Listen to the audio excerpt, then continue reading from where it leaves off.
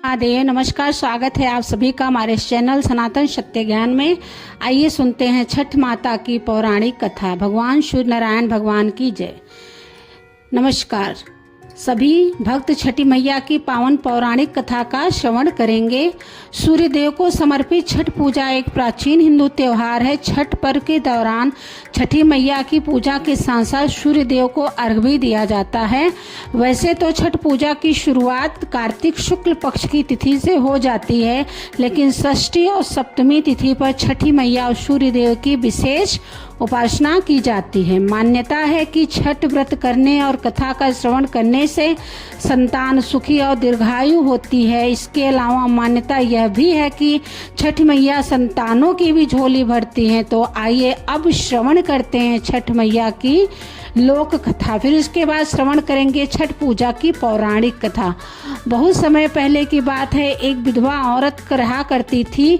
उसका एक बेटा था, वह छठी मैया की परम भक्त थी। वह हर साल छठी माता का व्रत किया करती थी। धीरे धीरे समय के साथ साथ उसका बेटा बड़ा हो गया और बुढ़िया ने अपने बेटे की शादी कर दी। बहू नए विचारों वाली आ गई। वह पूजा पाठ में बिल्कुल भी विश्वास नहीं करती थी। एक बार बूढ़ी अम्मा छठ माता की पूजा की तैयारी कर रही थी तो अम्मा का बेटा आम की लकड़ी तोड़कर ला रहा था। पूजन की सामग्री भी बाजार से खरीदकर ला रहा था। तो यह सब कुछ उस बूढ़ी अम्मा की बहू देख रही थी तो वह जोर जोर से हंसने लगी और कहने लगी, अम्मा दुनिया कहाँ से कहाँ तक पहुँच गई है और तुम वहीं की वहीं बैठी हो।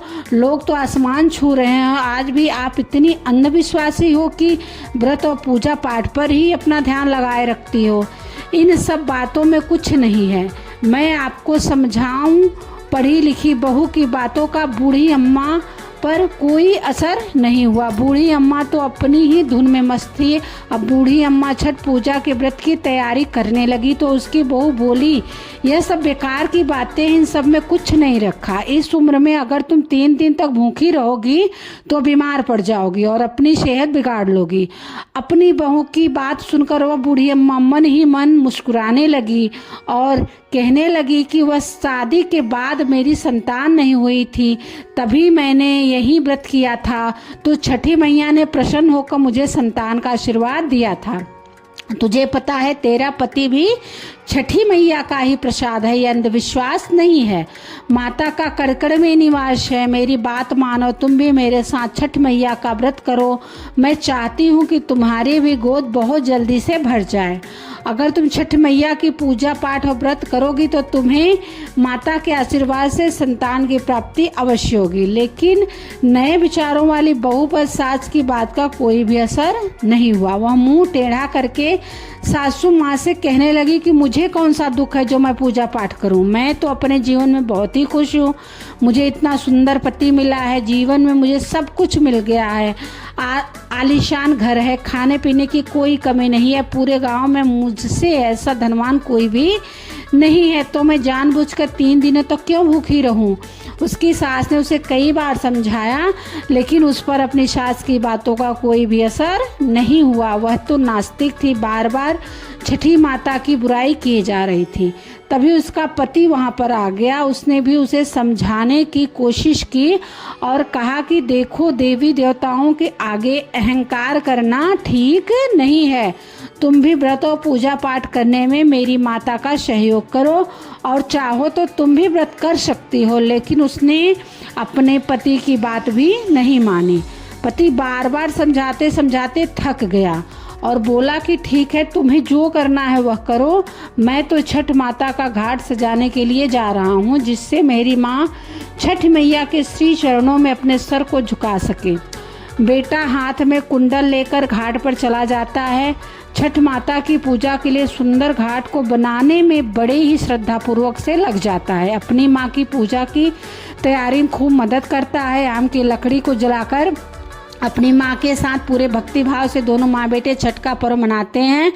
बूढ़ी अम्मा अपने पूरे घर को गाय के गोबर से लीपती है तो यह देखकर उसकी बहू कहती है कि न जाने यह कौन सा त्योहार है कि पूरे घर में गोबर ही गोबर कर रखा है। अब तो इस घर में रहना मुश्किल हो गया है। सारे घर में गोबर की बदबू आ रही है। वह अपने पति से कहती है कि तुम अपनी अम्मा को समझाते क्यों नहीं हो, यह फालतू की अंधविश्वास की बातें हैं।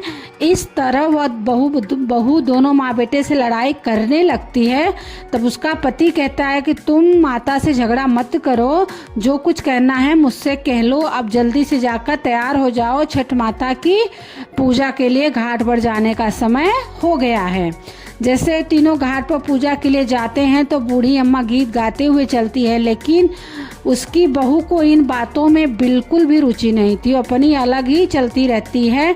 जैसे ही वह तीनों घाट पर पहुंचते हैं तो उसका पति कहता है कि यहाँ पर माँ के साथ पूजा में बैठ जाओ, लेकिन वह कहती है कि मैं यहाँ पर नहीं बैठने वाली, मैं तो मेला देखने के लिए जाऊंगी, तुम ही अपनी माँ के साथ बैठो। ऐसा कहते वहाँ से चली जाती और सामने ही एक हलवाई की दुकान थी, उस पर जाकर जलेबी खाने लगती है।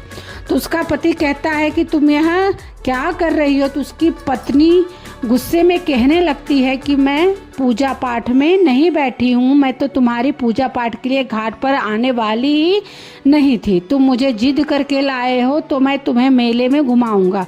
पूजा शुरू होने से पहले स्नान करने के लिए वह चला जाता है। जैसे ही वह लड़का डुबकी लगाता है वह डूब जाता है। वह जोर जोर से चीखने लगता है कि कोई मुझे बचाओ, कोई मुझे बचाओ। तब तक कोई बचाने के लिए पहुंचता है, उससे पहले ही वह नदी में डूब गया होता है। जब बूढ़ी अम्मा को इस बात का पता चला कि उसका बेटा नदी में डूब गया है तो छाती पीट पीट कर जोर जोर से रोने लगी और छठ माता से कहने लगी कि हे माँ, तूने ये मेरे बेटे के साथ क्या किया। मैं कितनी श्रद्धापूर्वक तुम्हारी ये पूजा अर्चना करती हूँ, मैंने कभी भी कोई पूजा पाठ में भूल चूक नहीं की थी, तो आज मुझे ये सज़ा क्यों दे रही है, मुझे मेरा बेटा देकर क्यों छीन लिया। इससे अच्छा तो तुम मुझे संतान प्राप्ति का आशीर्वाद ही ना देती है। मैं एक माँ हूँ, आप भी एक माँ हो। आप कैसी माँ जिसने एक माँ से उसका बेटा छीन लिया है। हे छठी मैया, जब से मेरी शादी हुई है तब से मैं आपकी पूजा करती आ रही हूँ। आज पूरे 30 साल हो गए। मेरी पूजा पाठ में ऐसी कौन सी कमी आ गई जो तूने मेरी गोद को सूना कर दिया। मुझसे या मेरे लाल से ऐसी कौन सी भूल हो गई माँ जो तूने मेरे बच्चे को छीन लिया।